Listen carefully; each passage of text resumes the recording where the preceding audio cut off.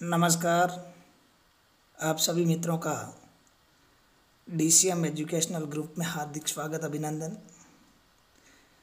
हम शब्द विचार के बारे में पढ़ रहे हैं और शब्द विचार में आज अपन पढ़ रहे हैं रचना के आधार पर शब्द। हमने हिंदी के शब्दों का वर्गीकरण 4 आधारों पर किया था। उसमें अपन ने पहला पढ़ा था उत्पत्ति के आधार पर शब्द और दूसरा पढ़ रहे हैं रचना के आधार पर शब्द। उत्पत्ति के आधार पर विद्यार्थी हमने शब्द पढ़े, वो 5 प्रकार के थे: तत्सम, तद्भाव, देशज, विदेशी और संकर शब्द।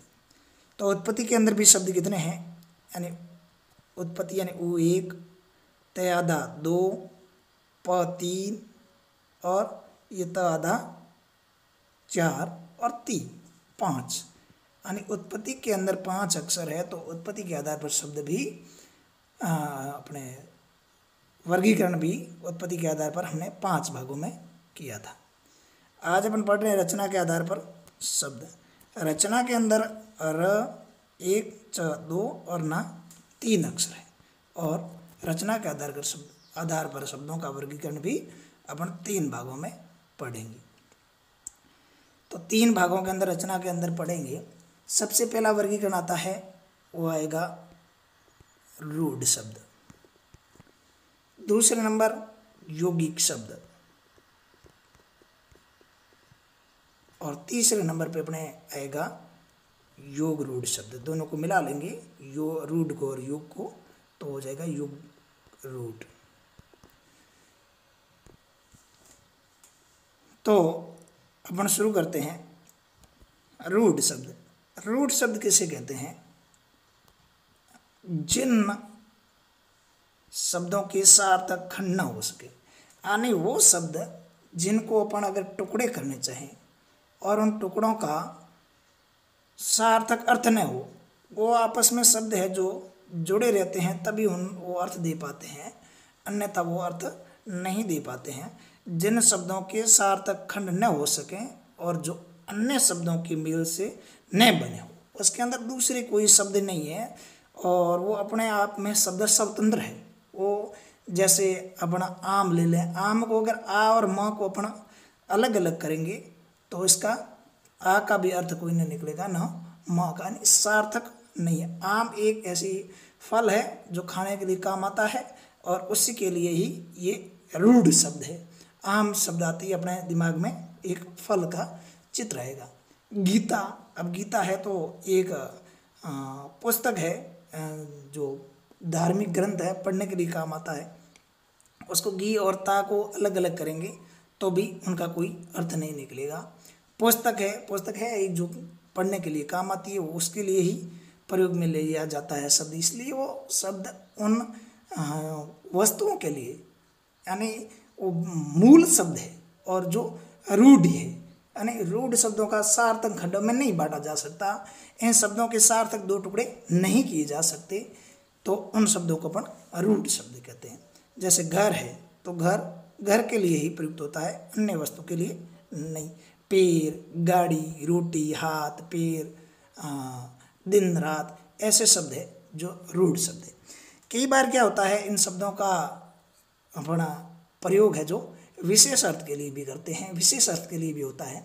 विशेष अर्थ कैसे? जैसे अपना कोई उल्लू पक्षी है, गधा जानवर है, तो अपना उनका प्रयोग किसके लिए कर देते हैं? किसी बेवकूफ़ मूर्ख या बेवकूफ़ होता है। जैसे बेवकूफ़ है तो अपन कह देते हैं ये तो बच्चा बेवकूफ़ है, ये आदमी मूर्ख है।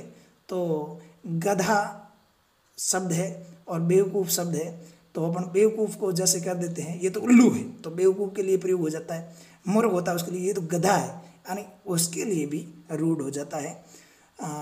तो ऐसे शब्द जिनका सार्थक अर्थ न निकलता हो, उनका खंडन नहीं किया जा सकता हो, अलग अलग टुकड़े नहीं किए जा सकते हो, वो रूढ़ शब्द के अंतर्गत आते हैं। दूसरा विद्यार्थियों, यौगिक शब्द। यौगिक शब्द ऐसे शब्द होते हैं जिनका निर्माण एक से अधिक शब्दों या शब्दांशों के योग या मिलने से होता है और उन्हें अपन क्या कहते हैं? यौगिक शब्द कहते हैं। यौगिक का अर्थ अगर लिया जाए तो मेल से बना हुआ, यानी मेल, यौगिक का अर्थ होता है योग, मेल, मेल से बने हुए शब्द होते हैं। जो शब्द दो या दो से अधिक, दो शब्द या दो से अधिक भी शब्द हो सकते हैं, उनसे मिलकर बनता है, उसे यौगिक शब्द कहते हैं। जैसे अपन ने किसी शब्द को ले लिया राजकुमारी, तो राजकुमारी यानी राजा की कुमारी हो जाएगा। और जैसे अपन ने शब्द ले लिया राजपुत्र, यानी राजा का पुत्र। जन्मदिन, जन्मदिन यानी राजा का पुत्र, राजपुत्र हो गया, यानी राजा को अलग कर सकते हो, पुत्र को अलग कर सकते हो, दोनों का सार्थक अर्थ निकल रहा है। जन्म को अलग कर सकते हो, दिन को अलग कर सकते हो, दोनों का अलग सार्थक अर्थ है। विद्यालय यानी विद्यालय यानी विद्या का घर, तो भी उन दोनों का अर्थ सार्थक निकल। रसोई, घर, रसोई को अलग करो, घर को अलग करो, दोनों का अर्थ निकल रहा है। राष्ट्रपति, राजमाता, उदाहरण होते हैं। जैसे ये उदाहरण के लिए ये कहाँ कहाँ अपन को मिल जाएंगे, संधि के अंदर भी अपन को दो शब्द है जो दोनों का सार्थक अर्थ निकल रहा है, वो संधि के अंदर मिलते हैं, वो यौगिक शब्द होते हैं। समास यौगिक शब्दों से मिलकर बना होते हैं। उपसर्ग प्रत्यय से बनते हैं। विद्यार्थियों ध्यान रखिएगा, यौगिक शब्द या मैं बात बता रहा हूँ, यौगिक शब्द है, हिंदी में यौगिक शब्द तीन प्रकार से बनते हैं। अगर ऐसा प्रश्न पूछ लिया जाता है कि रचना के आधार पर यौगिक शब्द है, जो रचना के आधार पर बनने वाले शब्दों का भेद है यौगिक शब्द, यौगिक शब्दों का निर्माण या यौगिक शब्द कितने प्रकार के होते हैं या कितने प्रकार से मिलकर बनते हैं, तो तीन प्रकार से, यानी एक उपसर्ग और मूल शब्द दोनों से मिलकर बनते हैं वो यौगिक शब्द। जैसे अपन ले लेते हैं, जैसे उपसर्ग ले लिया सु और मूल शब्द इसके अंदर ले लेते हैं पुत्र, तो दोनों से मिलकर बन गया सुपुत्र। तो पहला बनेगा यौगिक शब्द, यौगिक शब्द है जो तीन प्रकार से बनते हैं। पहला उपसर्ग और मूल शब्द से मिलकर बनता है, और दूसरा पहला शब्द उपसर्ग से मिलकर बनने वाले यौगिक शब्द। दो नंबर पे प्रत्यय और मूल शब्द से मिलकर बनने वाले शब्द। जैसे प्रत्यय और मूल शब्द, पहला मूल शब्द ले लेते हैं प्रत्यय। आपको पता है कि उपसर्ग जो शब्दांश के आगे जुड़ के शब्द का निर्माण करते हैं, और प्रत्यय है जो शब्द के अंतिम में जुड़ के शब्दांश के अंतिम में जुड़ के शब्द का निर्माण करते हैं। तो प्रत्यय ले, पहला मूल शब्द लें, जैसे मित्र, ये मूल शब्द है, और इसके अंदर प्रत्यय लगा देते तो मित्रता बन जाता है।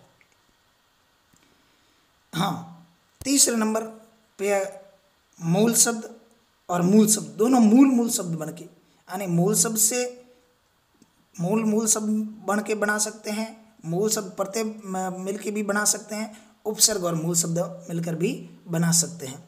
तो मूल शब्द में जैसे अपना पहले पढ़ी थी, ले ले विद्या और आलय दोनों मूल शब्द है, यानी दोनों मूल शब्दों से इनका निर्माण होता है। आगे आता है योग रूढ़ शब्द। योग रूढ़ शब्द है विद्यार्थियों ऐसे शब्द होते हैं जो यौगिक यानी एक से अधिक शब्दों से बने, यानी योग रूढ़ कैसे शब्द होते हैं, ऐसे शब्द होते हैं जो एक से अधिक शब्दों से बने होते हैं। पर एक से अधिक तो बने होते हैं, पर इनका अंदर परंतु वे सामान्य अर्थ को प्रकट न करके रूढ़ शब्दों के समान प्रयुक्त होते हैं। जो पहले अपने पढ़ा था रूढ़ शब्द, उसी प्रकार यानी ये दो अपने यौगिक शब्द में पढ़ा, दो शब्द या दो शब्दों से अधिक से मिलकर बनते हैं। ये भी योग रूढ़ शब्द है, ये भी दो शब्द या दो शब्दों से अधिक शब्दों के मेल से ये भी बनते हैं, परंतु वे सामान्य अर्थ को प्रकट न करके रूढ़ शब्दों के समान किसी विशेष अर्थ के लिए रूढ़ हो जाते हैं। यानी दो शब्दों से मिलकर भी ये क्या करते हैं, रूढ़ हो जाते हैं। यानी इसके अंदर तीसरा कोई अर्थ निकलता है। क्या निकलता है? इसके अंदर तीसरा ही कोई अर्थ निकलता है। दो शब्दों से भले बन गए, पर वो शब्द है जो तीसरे अर्थ को साकार करेंगे। जैसे नीरज, हाँ योग रूढ़ शब्द की परिभाषा, जिन शब्दों के एक या एक से अधिक अर्थ हो लेकिन रूढ़ के आधार पर जिनका एक ही अर्थ निश्चित कर लिया जाए उन्हें योग रूढ़ शब्द कहते हैं। दोनों शब्दों के अर्थ अलग अलग है पर वो किसी निश्चित अर्थ को मानता है, यानी निश्चित वस्तु के लिए वो रूढ़ हो रहा है। जैसे माना कि अपन पढ़ रहे हैं नीरज को ले लें, नीर का अर्थ होता है पानी और ज यानी ज इसके अंदर अपन प्रत्यय लगा जाएंगे तो हो जाएगा नीरज। अब नीरज यानी नीर के अंदर जन्म लेने वाला। अब नीर के अंदर कई कीड़े मकोड़े होते हैं, वो जन्म लेती है कोई जलीय जीव, पर ये किसके लिए प्रयुक्त होता है? कमल के लिए, यानी इसके लिए रूढ़ हो गया। किसके लिए रूढ़ हुआ है? कमल के लिए रूढ़ हुआ है। वैसे दोनों शब्द अपने यूं देखा जाए तो योगी के, पर ये अर्थ तीसरा दे रहे हैं, इसलिए ये योग रूढ़ है। दो शब्दों से मिला हुआ वह शब्द जिसका अर्थ जो है शब्द के अंदर अलग अलग शब्द है उनका अर्थ न प्रकट करके किसी तीसरे अर्थ को प्रकट कर रहा है। जैसे पीतांबर, यहाँ पर पीत अंबर, पीला अंबर, यानी पीले अंबर, पीले कपड़े जिनके पहने वो कोई भी पहन सकता है, पर यहाँ ये विष्णु के लिए प्रयुक्त हो रहा है। जलज, मैंने पहले ही बताया जल के अंदर जन्म लेने वाला कमल होता है। और दशानन, 10 आनन है जिसके, 10 मुख है जिसके, किसके? रावण के। आशुतोष यानी इसका अर्थ होता है शीघ्र प्रश्न होने वाला। आशुतोष किसके लिए? शीघ्र। ऐसा कौन सा देव है जो देवता है जो शीघ्र प्रश्न हो जाता है? तो शिव जी। ये किसके लिए प्रयुक्त होता है? शिव जी के लिए। वीणा पाणिनि यानी सरस्वती के लिए। यानी योग रूढ़ शब्द के उदाहरण बहुब्रीहि समास में आते हैं। यानी योग रूढ़ के जितने भी शब्द हैं वो किस में आएंगे? बहुब्रीहि समास के अंतर्गत आते हैं। जैसे अपन मान लेते हैं मुरलीधर। मुरलीधर किसके लिए आएगा? सिर्फ कृष्ण के लिए। मुरली लेके कोई भी खड़ा रह सकता है। हिमालय है, दशानंद है, लंबोदर, अंगरखा, ये सब योग रूढ़ शब्द हैं। तो आज के वीडियो में इतना ही। कल अपन शब्दों का अगले वाला वर्गीकरण पढ़ेंगे। धन्यवाद।